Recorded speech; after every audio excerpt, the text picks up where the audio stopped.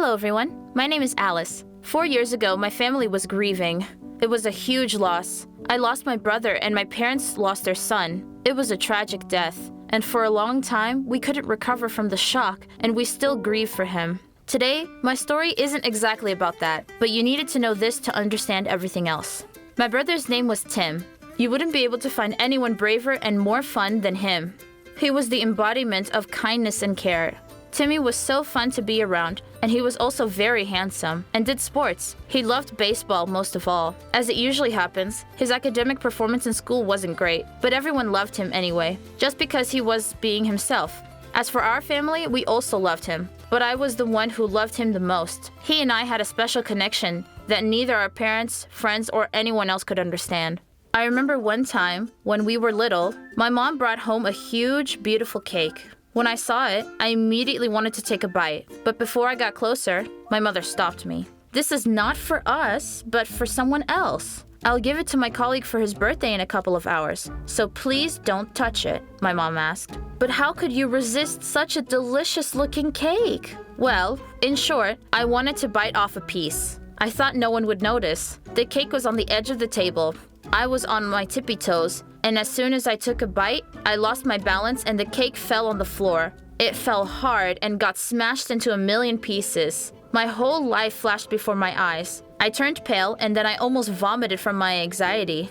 In the meantime, my brother ran up to me and asked me how I was doing, but then he noticed it. My mom came out of the bathroom and I saw her face change from horror to anger. "Mom, forgive me please. I did it on accident. I didn't want to. Honestly, I just walked by and I'm sorry," my brother said quickly. I didn't even have time to realize what he did. And my mom, if she found out that I was the one behind this, she would definitely go crazy on me. But she knew that my brother would never take a bite of the cake because he didn't like dessert. Of course, my mom was anxious and angry and made me run and buy another cake. But somehow, we avoided punishment. I thanked Tim for saving me, and he just smiled. This was not the only time he helped me out. When I got older, I had my first boyfriend. Yes, I know. Adolescent relationships are painful and don't usually end well.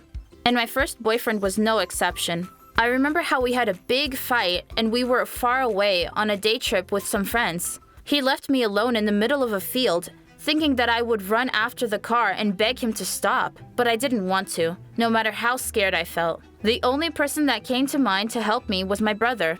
I called Tim, and he rushed to help me and arrived in just 30 minutes. And when he saw me there in tears, he didn't try to lecture or scold me. He just hugged me without saying a word. I was eternally grateful for that. And the next day, as I found out later, he met with that boyfriend of mine, punched him in the jaw and in the ribs, and also threatened to go to the police if he ever thought of hurting me again. Timmy didn't tell anything to our parents because I asked him not to. Shortly speaking, I have lots of similar stories about him. I never knew a person who was better, kinder, and more devoted than he was. I dreamed about the day when I would be getting married and he'd be walking me down the aisle on my wedding day. My dad didn't mind this idea. Tim was also looking forward to that day. He said that he would be the happiest person and would hold my hand, admiring the beauty of his sister. It'd be amazing. A few years later, Tim was offered a job in another city. I had just went off to college at that time. We were very proud of him because his work was connected with sports, just what he loved. We began to see each other less often, but he always sent us money and helped us as best he could. Tim had worked there for 3 months, and one day he texted that he would be coming home for the weekend. My parents and I were so happy. We were looking forward to it. In the morning, when the doorbell rang, I opened the door, full of joy, only to see a local sheriff.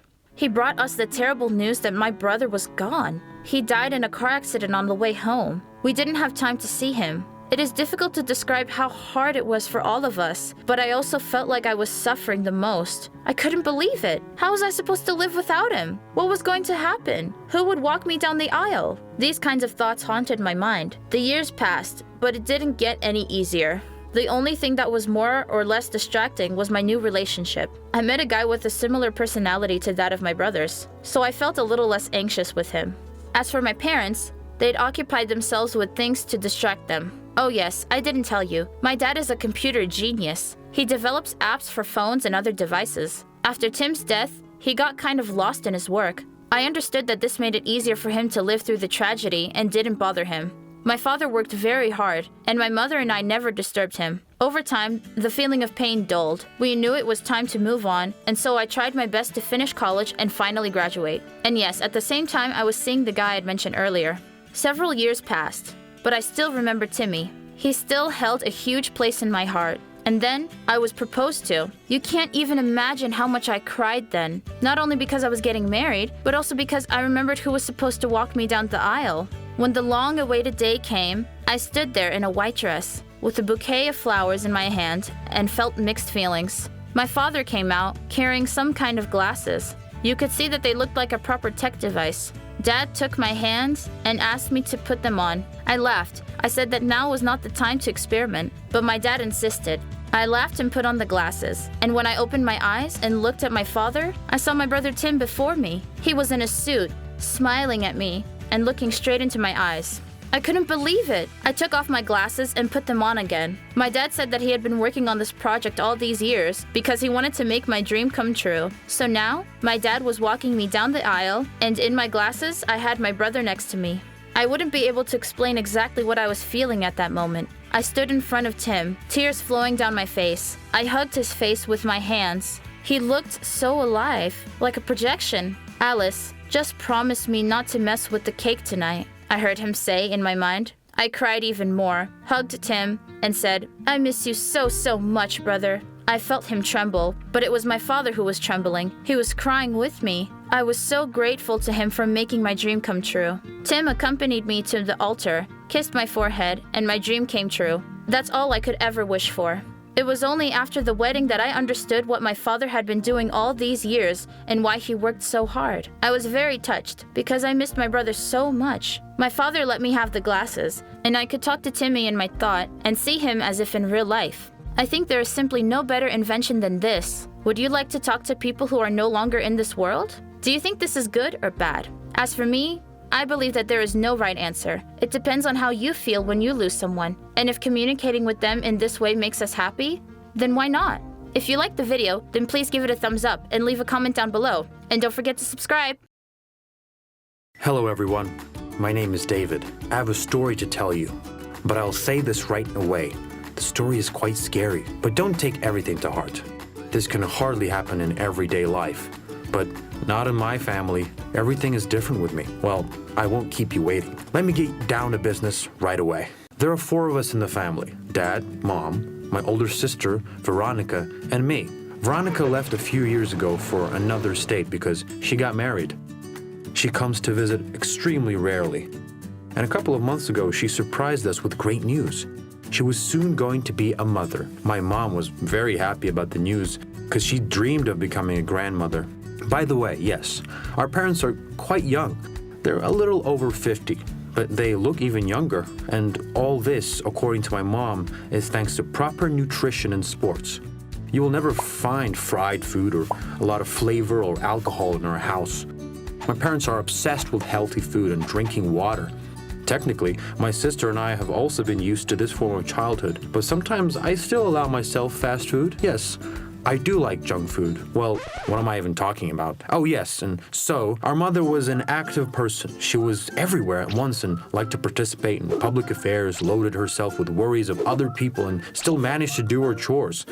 I could never imagine her being alone and staying in one place. As time went on, I got older and eventually had to go to college. We all understood that moving to a different place was no joke, especially since my college was far away. Mom did not want to let me go. She always said that if she was left alone, the house would feel empty and she would be sad. But I reassured her that she was not alone, but with Dad. And she also always had something to do, so I wasn't worried about that. My father was in favor of me going away because at the ending of the day, they birthed me so that I could live my life.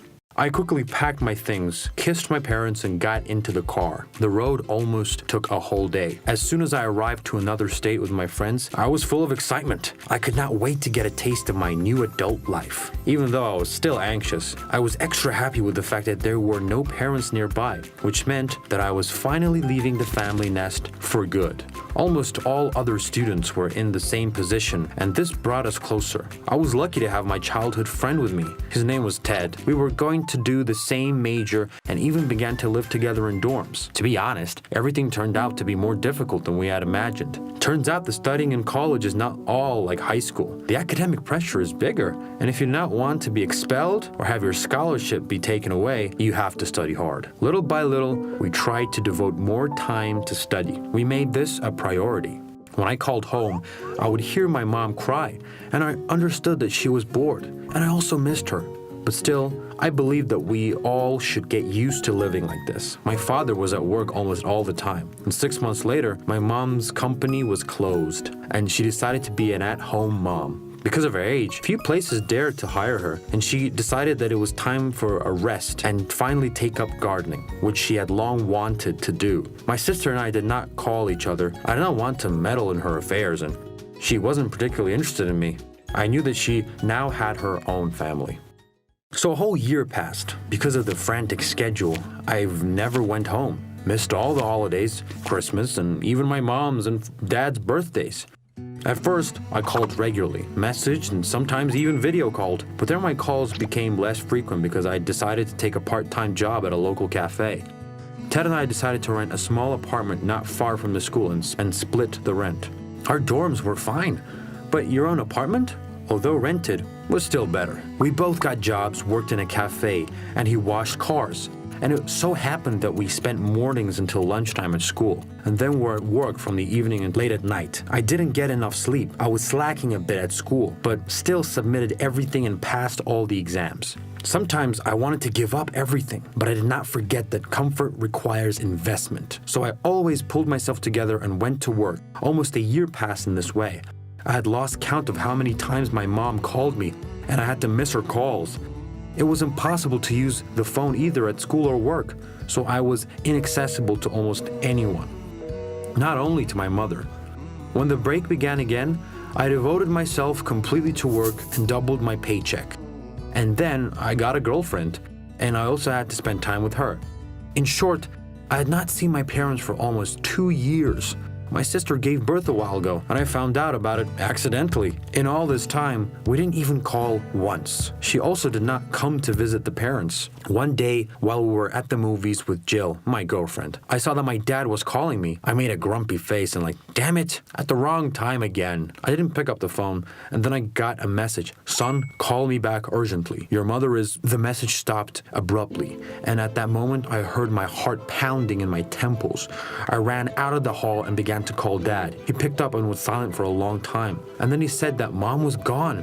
But then I don't remember what happened. I probably fainted right there and there. Jill ran out to me and called an ambulance, but I quickly came to my senses. That evening I packed my things and went home. I do not remember how long the road lasted. During the 2 years of my absence, many things had changed. I felt a lump in my throat. I didn't want to talk to anyone. Every now and then, I thought of my mother, about who she was, and hated myself for not even calling or answering her. I rushed to my house. My knees trembled at the sight of the familiar house. I opened the door and entered. My sister was sitting there with her daughter and husband. She was crying. My father was also sitting there. I went up to him and silently hugged him. And at that moment, I gave in to my emotions and burst into tears, so hard that I could not breathe. My sister had changed. We haven't seen each other in 7 years. It was such a long time. She kept saying that it was all her fault, that she did not call, didn't visit, and I realized that I did the exact same things. My father said that Mom was in the morgue. She will be brought in a few hours. There were flowers in the house, white roses, my mom's favorite. And I still could not believe that this was happening. An hour later, a car arrived with a coffin. My mom was in it. As soon as the coffin was brought into the house, I cried even more. My mother was still just as beautiful. It felt like she was asleep. I couldn't believe it. The coffin was in the middle of the living room. My sister and I went up to my mom together and again began to cry, asking for forgiveness. I said that if we were given another chance, we would never behave like that because one can only have 2 parents in a lifetime. You never know when the end will come. Maybe that's why we don't value what we have, often forgetting about those who love us more than anything. And that's why I brought you here. You don't visit any other way, my mom said. Opening her eyes, my sister and I screamed in surprise. Veronica fainted. I was standing still. Mom? I said. Mom rose from the coffin in her black dress. She dusted herself off. the flowers from my hands and said, "Thank you. At least you haven't forgotten which ones I love," she said, and just stood there alive and well. When my sister was brought to her senses, my mom looked at her and said that we would not have come otherwise and that she now finally saw her granddaughter. We were a bit traumatized after that, but my mom's actions were fair. We have learned the lesson once and for all, and now we find time not only for calls, but we also visit several times a year. If you like the story, then give it a thumbs up and write us some comments. And don't forget to subscribe.